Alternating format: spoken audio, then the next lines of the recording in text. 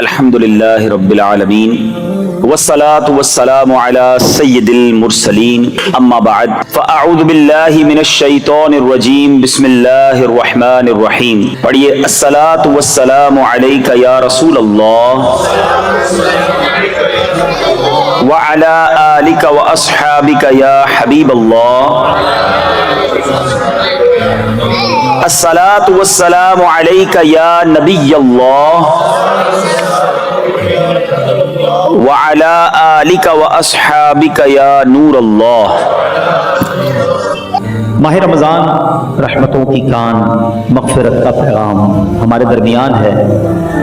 روزہ جب انسان رکھتا ہے تو کچھ نڈھال محسوس کرتا ہے، خاص طور پر جب افطار کا وقت آتا ہے تو پیاس سے زبان سوکھتی ہے، اور بعض اوقات بندہ کبھی کبھی تھوڑی دیر بعد گھڑی دیکھتا ہے کہ اب کتنی دیر باقی ہے کہ جب میں کھاؤں گا، جب میں پی سکوں گا. یہاں دو تین باتیں بڑی لطیف ہیں، بڑی خوبصورت ہے. پہلی بات تو یہ کہ اس میں جو بندگی ہے نا، جو اللہ سے محبت نظر آتی ہے کہ سامنے پانی موجود ہے، کھانا بھی موجود ہے، مگر میرے رب کا حکم ابھی تک نہیں ہوا ہے، ابھی افطار کا وقت نہیں ہوا ہے. اس سے انسان کی اللہ سے محبت چھلکتی ہے کہ بندہ اللہ کو راضی کرنے کے لیے کھانے سے بھی رک گیا، پینے سے بھی رک گیا، اپنی خواہشات سے بھی رک گیا. اور روزے کے فضائل کتنے ہیں، یہ اتنا زبردست نیکی کا کام ہے. یہ پورا جسم سمجھ لے عبادت کر رہا ہے. آپ کی پوری باڈی جو ہے نا وہ اس وقت عبادت میں مصروف ہے، کیونکہ باڈی کی جو نیڈ پوری ہوتی ہے وہ پانی سے ہوتی ہے، کھانے سے ہوتی ہے، اس سے آپ رکے ہوئے ہیں. تو گویا انسان کا پورا جسم اللہ کی عبادت میں مصروف ہے. بدقسمتی سے کئی لوگ ایسے اب سنتے ہیں کہ روزہ رکھنے میں سستی کرتے ہیں، تو وہ بھی سستی نہ کریں کہ روزے کے بارے میں سنیے کہ کیسے کیسے فضائل احادیث میں آئے. نبی پاک علیہ الصلوۃ والسلام فرماتے کہ بے شک جنت میں ایک دروازہ ہے جس کو ریان کہا جاتا ہے، اس سے قیامت کے دن صرف روزہ دار داخل ہوں گے اور کوئی داخل نہیں ہوگا. اسپیشل ڈور ہوگا جنت کا. آپ دیکھتے ہیں کبھی کبھی ایئرپورٹ پر جاتے ہیں یا کسی جگہ جاتے ہیں، ایک وی آئی پی گیٹ ہوتا ہے اور اس وی آئی پی گیٹ سے لوگ داخل ہوتے ہیں جو وی آئی پیز ہوتے ہیں. تو اے روزہ داروں تمہیں مبارک ہو کہ جنت میں وہ دروازہ ہوگا جس کو باب الریان کہا جاتا ہے، اور اس سے روزہ دار جنت میں داخل ہوں گے. اور قیامت کے دن ایک اناؤنسمنٹ ہوگا، کہا جائے گا روزے دار کہاں ہیں؟ وہ لوگ کھڑے ہوں گے، ان کے علاوہ کوئی اس دروازے سے داخل نہ ہوگا. جب یہ داخل ہو جائیں گے نا تو جنت کا وہ ڈور، وہ دروازہ بند کر دیا جائے گا. اس دن ان لوگوں کو کتنی افسوس ہوگا، کتنی حسرت ہوگی جو رمضان کے روزے نہیں رکھتے ہوں گے. بلکہ ہمیں تو یہ چاہیے کہ صرف رمضان کے روزے نہیں، ہم اس کے بعد بھی نفلی روزوں کی بھی کوشش کیا کریں. ہر پیر کو روزہ رکھنا سنت ہے. اچھا ایک اور فائدہ دیکھیں، جو پورا سال کچھ نہ کچھ نفلی روزے رکھتا ہے نا، اس کو رمضان کے روزوں میں اتنی پرابلم نہیں ہوتی، کیونکہ وہ عادی ہوتا ہے. Suddenly all of the sudden پورا سال گزرنے کے بعد جو اچانک روزے رکھنا شروع کرتے ہیں ان کو زیادہ بعض اوقات روزہ جو ہے وہ فیل ہوتا ہے. بہرحال نبی پاک علیہ الصلوۃ والسلام کا ایک اور فرمان سنیں. اے روزہ داروں تمہیں مبارک ہو. میرے آقا فرماتے جس نے رمضان کا روزہ رکھا اور اس کی حدود کو پہچانا اور جس چیز سے بچنا چاہیے اس سے بچا، تو جو کچھ گناہ پہلے کر چکا ہے اس کا کفارہ ہو گیا.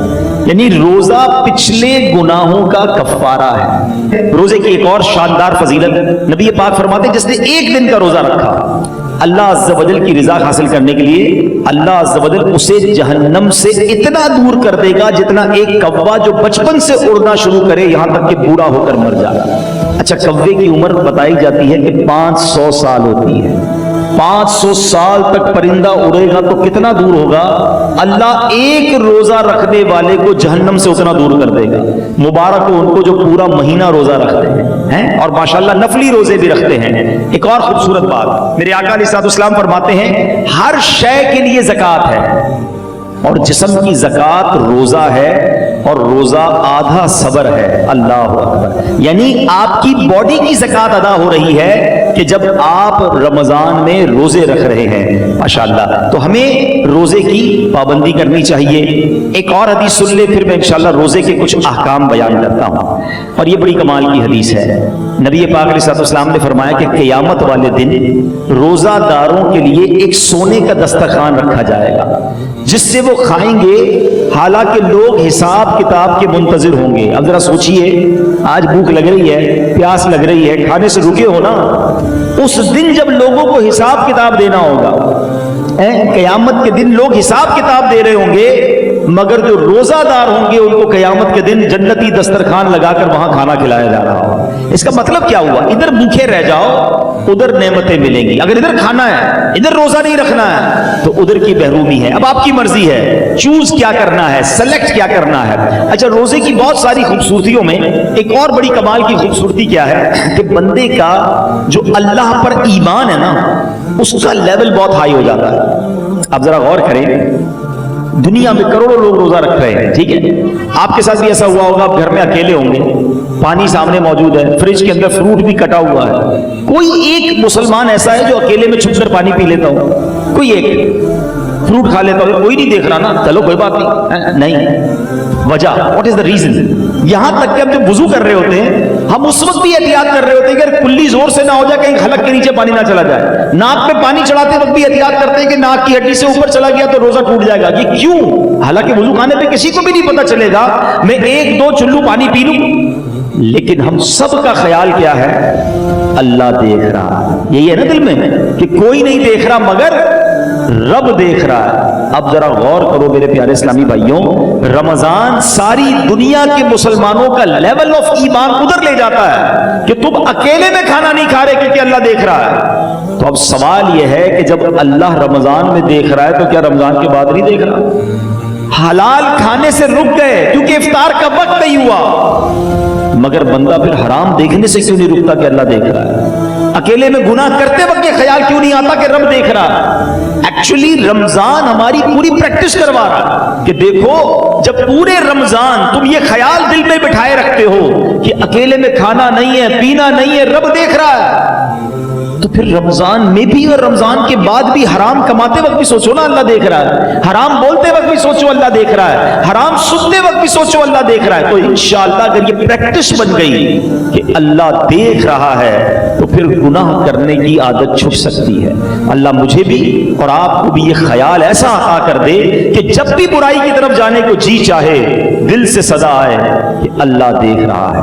بالکل اسی طرح میرے پیارے اسلامی بھائیوں، رمضان میں جو ہم روزہ رکھتے ہیں اور چیزوں کی جزا بیان ہوئی ہے کہ بھائی اس کے بدلے جنت کا گھر ملے گا، جنت کے درخت ملیں گے، جنتی کھانے ملیں گے۔ اب آؤ روزے کی ایک اور فضیلت سنو۔ میرا کوئی بھائی، میری کوئی بہن اور روزہ کبھی قضا نہ کرے، روزہ قضا کرنے کا خیال بھی آئے تو دل میں یہ نہ لائے۔ لوگ کہتے ہیں یار کام کاج بہت ہوتا ہے، نوکری مجھے کرنی ہوتی ہے۔ دیکھو، کام کم کر دینا، کاروبار کم کر دینا، تھوڑے پیسے کم کما لینا، مگر روزہ مت چھوڑنا، کیونکہ اب جو میں فضیلت بتانے جا رہا ہوں نا، میں نے اب تک کسی اور عمل کی یہ فضیلت نہیں پڑھی ہے، کیونکہ نبی پاک علیہ الصلوۃ والسلام فرماتے ہیں کہ اللہ فرماتا ہے، یعنی یہ حدیث قدسی بھی ہے، اللہ فرماتا ہے فَإِنَّهُ لِي وَأَنَا أَجْزِي بِهِ، اللہ فرماتا ہے روزہ میرے لیے ہے اور اس کی جزا میں خود دوں گا۔ باقی چیزوں کی جزا رب فرشتوں کے ذریعے عطا فرماتا ہے، مگر روزہ دار کے لیے رب نے فرمایا اس کی جزا میں خود عطا فرماؤں گا۔ بلکہ علماء اس کو ایک اور انداز سے بھی پڑھتے ہیں، انا اجزا بہی، اس کے معنی یہ ہو گئے کہ روزہ میرے لیے ہے اور اس کی جزا میں خود ہوں، یعنی رب فرما رہا میں اس کا ہو جاتا ہوں۔ تو اے روزہ دارو، جس کا رب ہو جائے تو اس کے کام کیوں نہ بن جائیں، اس کی مشکلیں آسان کیوں نہ ہو جائیں۔ اور ایک اور میں شریعت کی لاجک بتا دیتا ہوں، بہت سارے کاموں میں نوجوان کہتے ہیں کہ جناب ادھر جو ہے بہت دل چاہتا ہے کہ بڑے بڑے میرے گھر ہوں، بڑی بڑی گاڑیاں ہوں، چاہے اس کے لیے حرام کمانا پڑے۔ دیکھو، حرام کما کر اچھے گھروں کے لیے پیسے حرام مت کمانا، ادھر چھوٹے گھر میں صبر کر لو، اللہ نے تمہارے لیے جنتی گھر تیار کر رکھے ہیں۔ کچھ لوگ ادھر شراب پیتے ہیں، اللہ کو ناراض کرتے ہیں، دیکھو ادھر شراب نہ پینا، صبر کر لو، اللہ نے جنتیوں کے لیے جنتی شراب تیار کر رکھی ہے۔ مردوں کو زیور پہننے سے منع کیا کہ دیکھو یہاں زیور مت پہننا، سونا چاندی مرد کو پہننا الاؤ نہیں ہے، مگر جنت میں مردوں کو سونے کے زیورات عطا کیے جائیں گے۔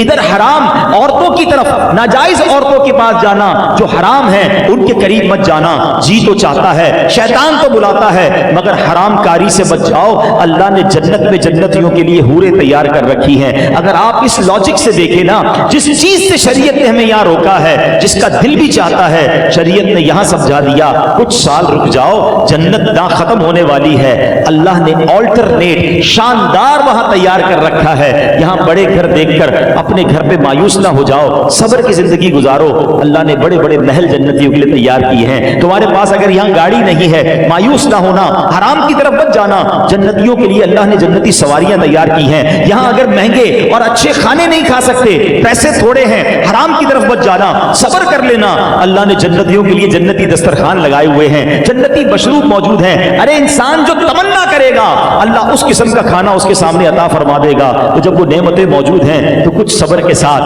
کچھ قناعت کے ساتھ، اللہ کی رضا کے ساتھ اور حلال روزی کے ساتھ زندگی گزار لیں، انشاءاللہ دنیا بھی بہتر ہوگی اور آخرت بھی بہتر ہو جائے گی۔ اللہ کریم سے میں دعا کرتا ہوں کہ رب کریم ہم سب کو ماہ رمضان کی برکت عطا فرمائے، روزے اس کی روح کے مطابق رکھنے کی توفیق عطا فرمائے، اب تک جتنے روزے رکھے اللہ اس کو اپنے دربار میں قبول فرمائے اور آگے بھی ہمیں پابندی سے پورے روزے رکھنا صحت و عافیت کے ساتھ نصیب فرمائے۔